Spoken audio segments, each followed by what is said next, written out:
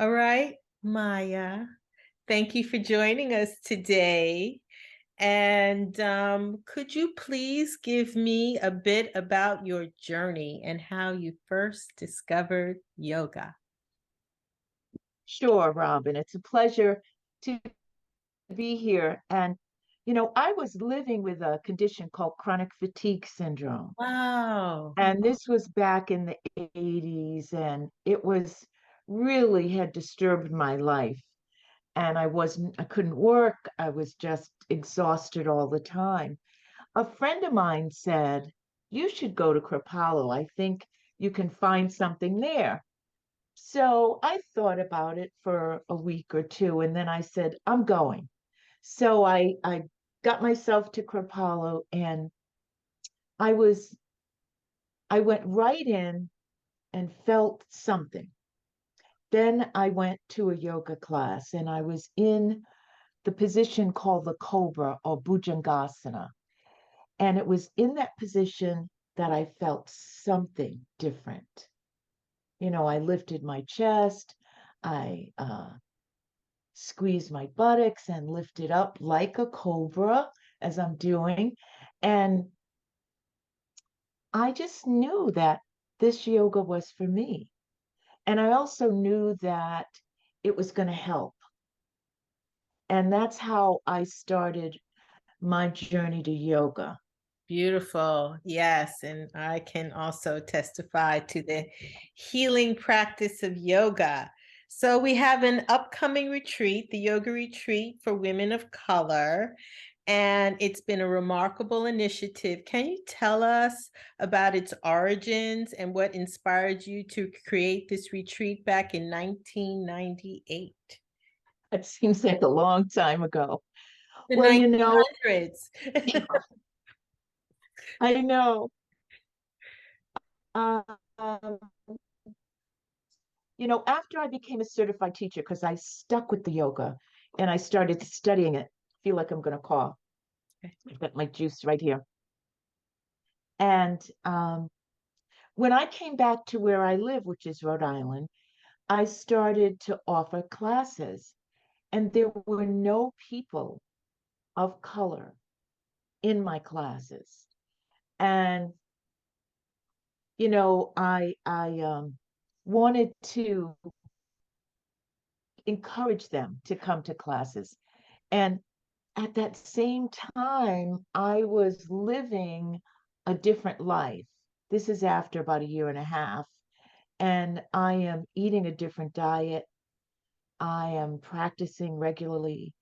My consciousness has shifted, so I'm aware of my breath. I'm aware it. Yoga helped me make decisions in an easier way.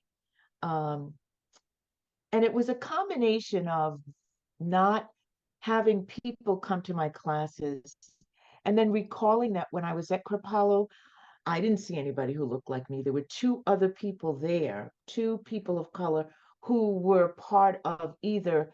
I didn't know anybody at that time. I learned out one was a renunciate for yoga and the other person worked there. Um, but anyway, the lack of diversity in my classes in Rhode Island, and then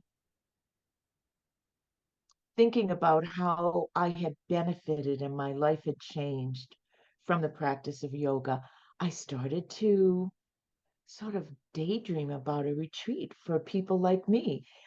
Here I am. I'm a mother. I have three children. I'm divorced, rearing my children alone, and working two jobs. And I was just, it was difficult. But I found that with the practice of yoga, I could manage differently. I was stronger. So I started to talk to them at Kripalu about the yoga retreat for women of color.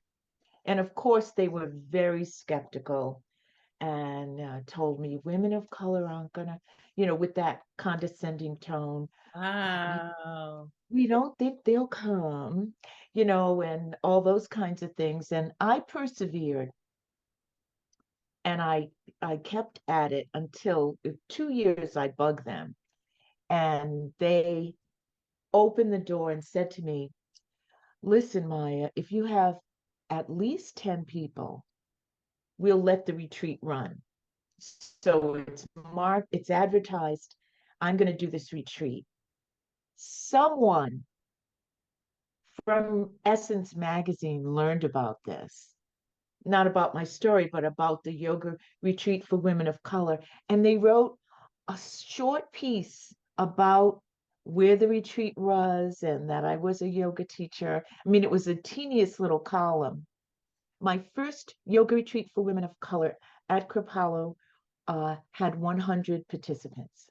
Beautiful. I just got chills I hearing know. I that. still can't believe that happened. That's so what it was supposed to be. What's been interesting for me is that on the Yoga Flava page, I've been getting people who are like, why is it just women of color? Um, and I can't believe you're discriminating against other races. And that just shocked me. And so, what is your response when people say, why is it just women of color? Well, we have, like, if you look at the yoga in the world, we have yoga for everyone. We have yoga for every type of pain, ailment, issue, experience. Women of color have difficult lives, the majority of us. And I know women from Asia to Africa, and you know what I do? I don't bother responding Okay. because that to me is a form of, you can't have this if we can't have it. That really And surprised me. I was like, wow, really yeah, surprised me. I think it's uh, some form of disorder that people have where they look at a group and Mm, say, well, we don't think you should do this. We have so much in common, which is, our health issues. For many people, the religion is in common. There are many people who are Christians together. And then many women of color are rearing grandchildren. Many women of color are, for decades, caring for have worked elderly parents. caring for elders and working hard to do this. And we live in a culture where racism is it's raging today. And back when I started this, it was just the thing. I knew I was a Black woman, and I knew the road for me was going to be different. I knew I didn't get proper health when I went to the hospital. One time I went to the hospital, I was quite sick with an ailment in my stomach, and they accused me of being a drug addict. And I Oh, know it was just upfront racism. just Wow. because it was racism, and I was able to get someone to call my doctor, who happened to be the head of the Department of Health in Rhode Island, Okay. and he came and gave them what for. Oh, I know I had peritonitis.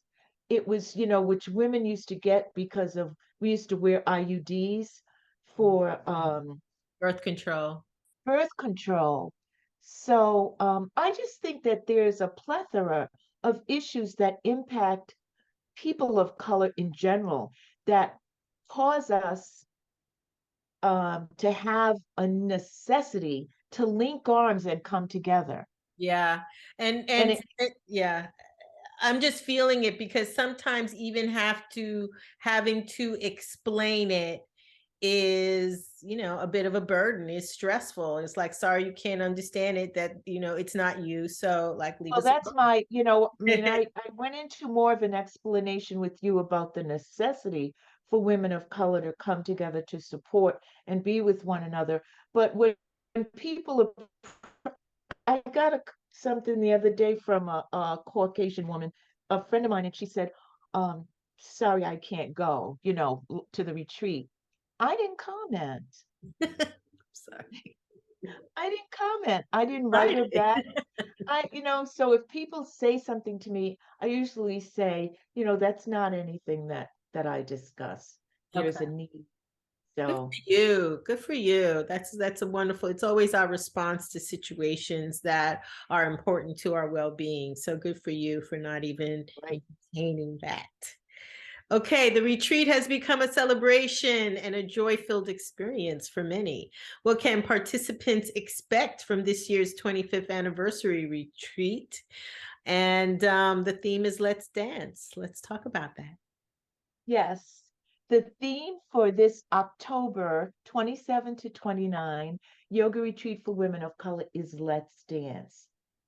And, you know, I picked that theme because I love David Bowie's music. I have from when I was a younger woman and he was on the scene.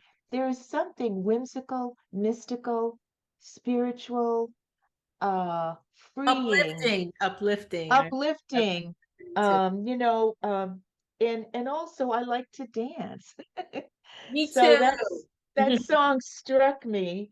Um, and it's a great song, and it's full of joie de vivre and will offer women the opportunity to move their bodies and think about dance. Think about dance. It's liberation, it's freedom, and so many other things.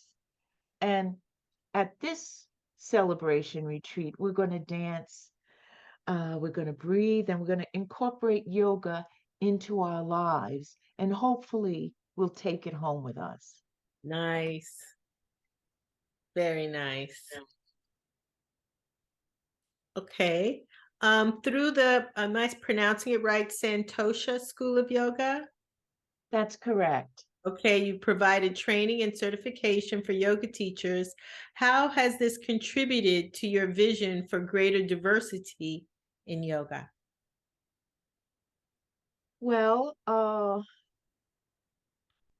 one of the things I have learned from working with women of color and people of color over the years, but particularly women of color, is that we like to study with people who look like us. We like to do a workshop with people who look like us.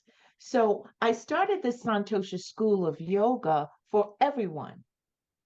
But I think many women of color studied with me because I look like them and we have that in common. And now my Santosha School of Yoga has been always been open to anyone who wants to study yoga. I don't discriminate.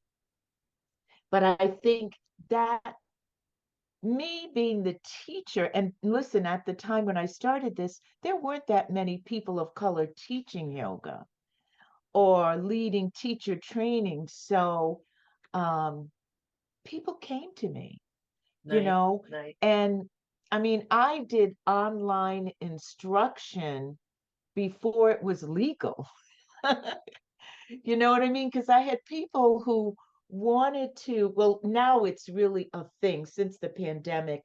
It's you can do it and certify people, but I would have people from out of state, particularly women of color, and instead of having them come for 9 weekends, maybe they do five, and then I would have we would work online with the not online but on the telephone with the others, and I would, I did all kinds of things to accommodate people. But the Santosha School of Yoga was a registered and certified school with the Yoga Alliance, and and we met all the standards that were required for me to certify a 200 hour. That's the Wow. basic level of a yoga Yes, teacher. And then yes. as I continued, I started to offer advanced yoga teacher trainings. What keeps you motivated? My vision, my stick to itiveness. I have a lot of stick to itiveness, and I don't know. I think I enjoy living and I enjoy accomplishing things. Nice. Nice. That's yeah, I just do, you know. Yes. And that's beautiful. Some people don't have that spark, I've been finding. And so it's beautiful that you can have that spark and help other women find their spark and light them up. That's what I'm doing. Yes, indeed. Okay, could you tell us about your involvement in yoga research, especially the NIH sponsored study Back to Health, Yoga versus Physical Therapy for Minorities with Chronic Low Back Pain, and how has this research impacted your understanding of yoga's benefits? Wow, that's a mouthful. You know, at first when I got a call from Dr. Robert Saper at the Boston Medical Center, and this was probably 10 years ago when we began the study. It was a 3 or 5 year study. I think one was three, and then it was extended to five, and it was funded by the National Institute of Health. And I was the yoga person for the study. So I developed the manual and did, what do they call it? There's a word for it. I would participate in classes to observe how the teachers were instructing the students and evaluate them. So I was actively involved. I also worked with statisticians and worked with the physicians. So it was a wonderful opportunity for me. The one thing I learned, I think I had always learned growing up that people of color, or particularly Black people, weren't interested in participating in studies because of the Tuskegee study where Black men were given syphilis. Mm, And right. so that is sort of like the crux of why most of us don't want to be involved in studies. But I also learned that um, people who we earmarked for the study who had chronic low back pain and were minorities had difficulty getting to the clinic, the hospital where we were conducting the study, or to the places where the classes were being held because of transportation. You Wow. know, there's no real public transportation. And please, I shouldn't say that. I'm sure there's public transportation in and around Boston, but it there was not, it didn't fit our needs. You Wow. know, people lived in outskirts and there was no way in. So we had to modify our budget so we could provide transportation funds for people. So it made me think about, look at the challenges that we face. You know, there's transportation, and then there were babysitter issues. I mean, there were, you know, things came up that weren't necessarily a part of the study that we had to address as we went along. Interesting, and all relating to the culture.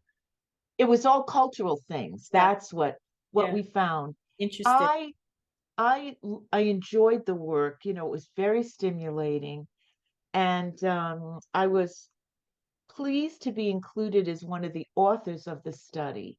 So that made me very proud. Um, I also created some of the not some of these, but the protocol for the study, like what would be instructed in the classes to support low back pain.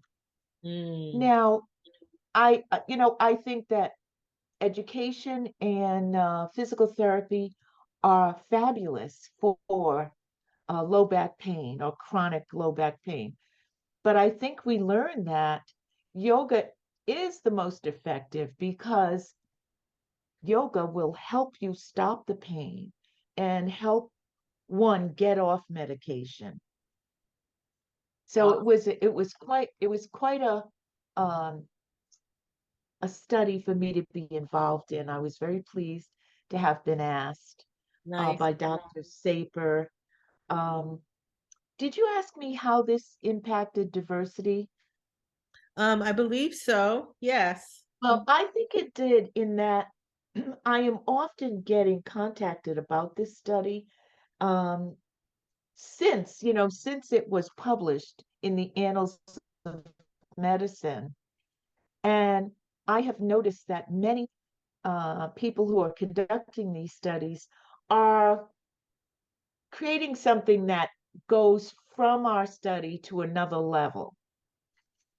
And they're working with minority people. So I think this was one of the first major studies with we say people of color today, with people of color. And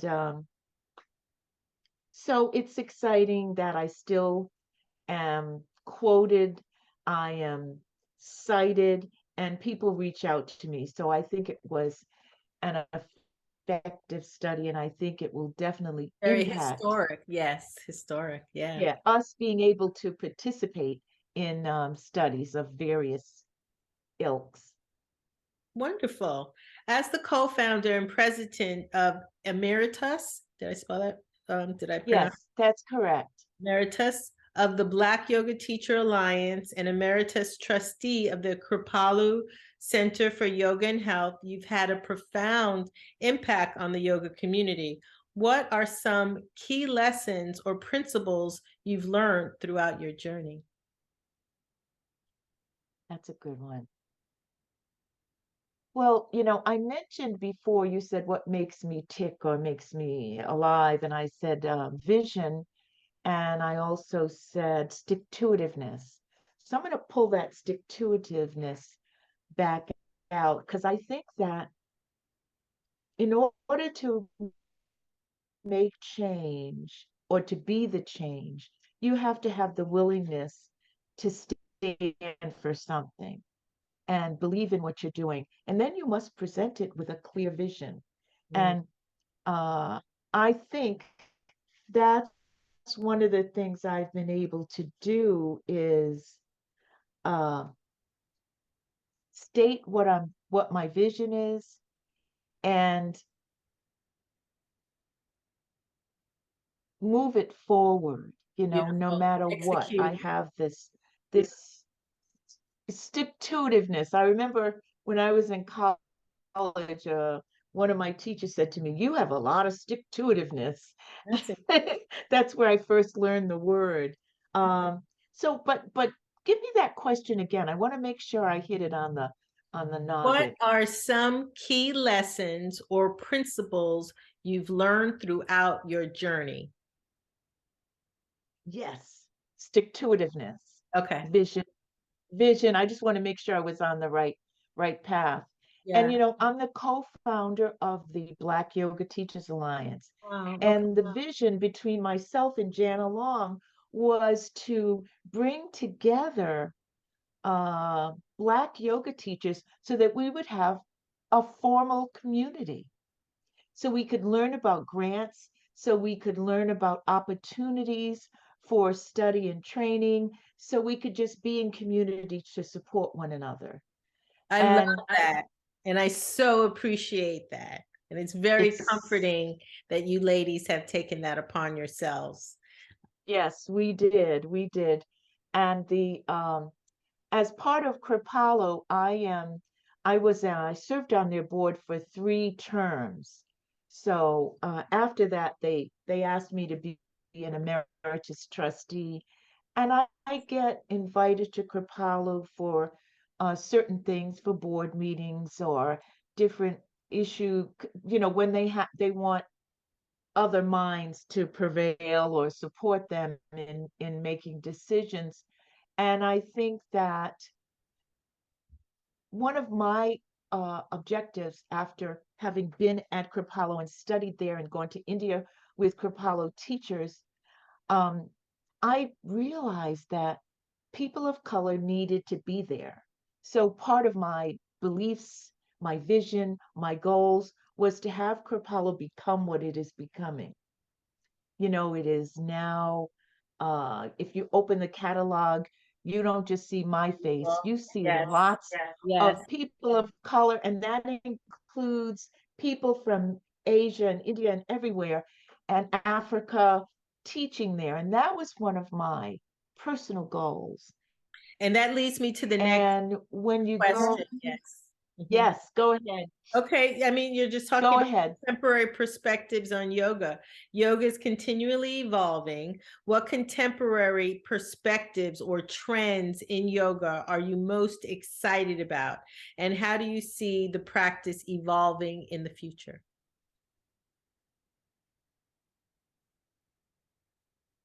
Indeed.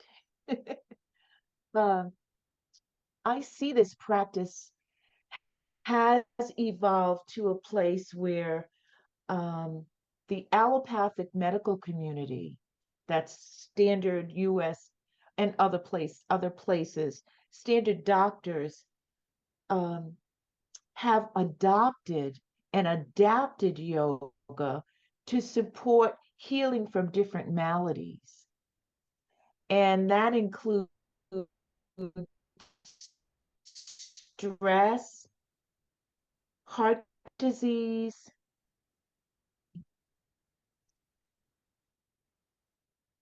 obesity and diabetes, etc. So, because the allopathic community has embraced yoga, yoga is now made available in many different facilities, schools, colleges, businesses, and this has been happening over the years. Okay, and so before we totally wrap up, what message or advice Um, would you give so to I aspiring think that yogis? that is one of the most profound.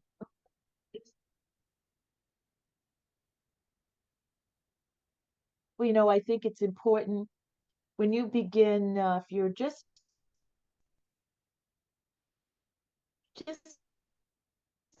an aspiring yogi, you can do just a bit of yoga, 45 minutes, just a little. Um, and I think that's what I say to aspiring yogis. Give yoga a chance and know that yoga is not just the physical postures, but it's also the philosophical perspectives on living. So when you get into understanding yoga, and you don't have to become a professor of yoga or a teacher of yoga, but just understand impact you in a very positive way. Do yoga. That's what I say. Lovely. Okay, lastly, how can our viewers connect with you and stay updated on your work and future events? Well, my website is yogimayabreuer.com, and that's yogi with an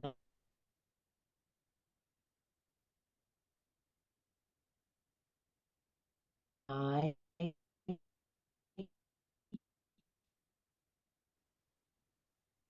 And I can be reached at mayabreueryoga at gmail. Lovely. Okay. And is there anything else you would like to share as we encourage everybody to come and join us for the yoga retreat for women of color? Yes, I I just wanted to echo that. We're going to celebrate 25 years, and we have Satajala and others who are joining us. Sata is a great teacher, and she's also a cook. So we'll be learning from Sata and Flava, Mhm. Miss Robin Downs. So that's an exciting